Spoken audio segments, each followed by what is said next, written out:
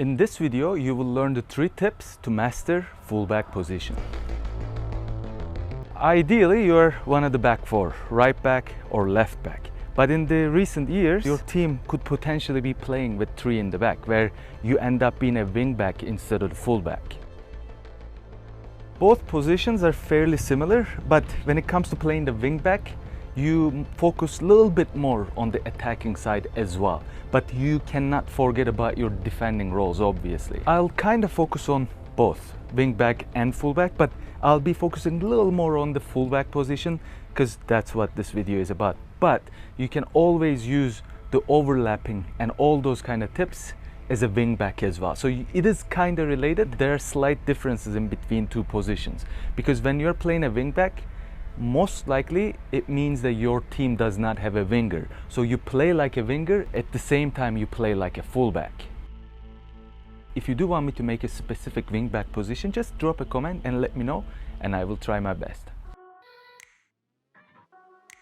Tip number 1 is obviously your defending as a fullback. What to do, where to be, who to cover, who to mark, or who to tackle. Defending as a fullback is quite straightforward. But obviously you need to know where to be, when to be as a fullback. That's the most important thing, because sometimes you'll need to be covering the opposition's winger, sometimes you'll need to be covering their striker. Depends if you tucked in or if you stayed wide when you're defending.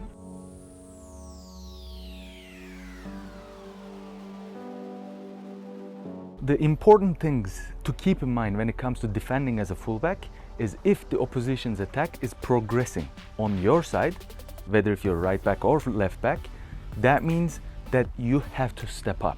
You have to step up to the winger to cover for that space, but you have to make sure that the center backs tucks in behind you. So the other side's fullback can kind of tuck in, and the winger can tuck in, cover the other side's winger most likely. But if the attack is progressing from the opposite side, most likely you're gonna need to tuck in. When you tuck in, your winger needs to be tucking in right beside you as well, where you are getting into the 18. The difference between attack progressing from your side and the opposite side is that if the attack is on your side, you are not getting into 18. If the attack is progressing from the opposite side, now you're getting into 18 because everybody is shifting over to the other side. Now your winger is coming and kind of you're having that 4 or 5 player defending line. But one of the common mistakes that the fullbacks does, if the opposition is counter-attacking, now this kind of gets a bit tricky because you feel the urge to kind of jump in the middle, where you almost want to cover the opposition's attacking midfielders. But if you do this, now you're exposing where you're supposed to be, which is the fullback position. If you jump into opposition's attacking midfielder or more central when the opposition is counter-attacking, yes, it's good to shift in and stay tight with your center backs. But if you do this, now you're exposing the fullback position.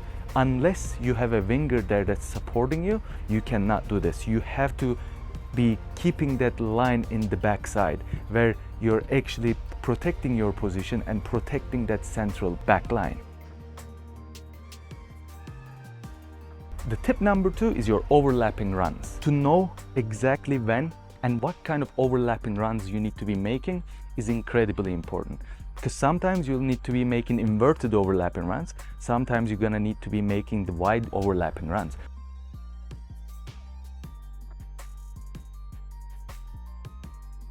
It really all comes down to your communication and understanding your winger.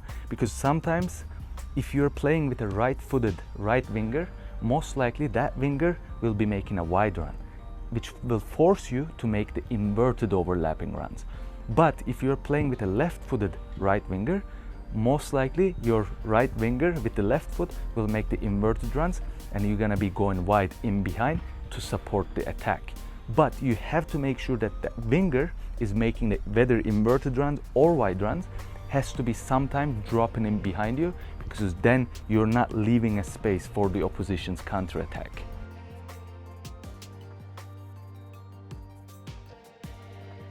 This is why your communication, your understanding your winger is incredibly important as a fullback. You need to be communicating and you need to know each other, what kind of runs one another makes. And this is very important. Then, when should you not make overlapping runs? Well, first of all, if your opposite side fullback makes the overlapping runs, most likely none of the coaches will want both of the fullbacks overlapping, unless the game is 1-0 and it's at the end of the game and you're now going to score and you need to score, then that might be okay. But most likely, if the opposite side fullback makes the overlapping run, you'll need to hold back and you'll need to stay there so you're not losing two players from the back line. Or sometimes your center back will be taking the space, which they will be carrying the ball a little forward. And now you have to cover for the center back that left. So if your center back is pushing up, you cannot go at the same time. You have to be holding back. Again, as I said, unless you're losing, bringing most of the players up to actually score. Tip number 3 is your stamina. If you want to be a successful fullback, you have to have outstanding stamina. This is very important because fullback is one of those positions that you will have to run the most, especially if you're playing a wingback. Wingback even runs more than a fullback because now you're running up because you have to support the attack, but you're also dropping back or running back to actually cover the defensive space. So this is very important. You have to have outstanding stamina to actually be excellent fullback. But having said this, you also need to be very smart to know exactly when to conserve your energy. Because conserving energy means that you can play longer, you can stay on the pitch longer, maybe 90 minutes. And also, you're gonna be making more and better overlapping runs as a fullback if you know when to rest and when to actually push up to support the attack. And most likely, the time for you to rest and actually catch a break is when your team's attack is progressing from the opposite side, because now your other side fullback is supporting and now you tuck in and you stay there and you rest until everybody gets back to their shape. If you are not sure whether if you should be overlapping, if you should be supporting your attack, don't do it. You have to be 100% sure that it's your time to actually overlap. Otherwise, stay back and conserve your energy.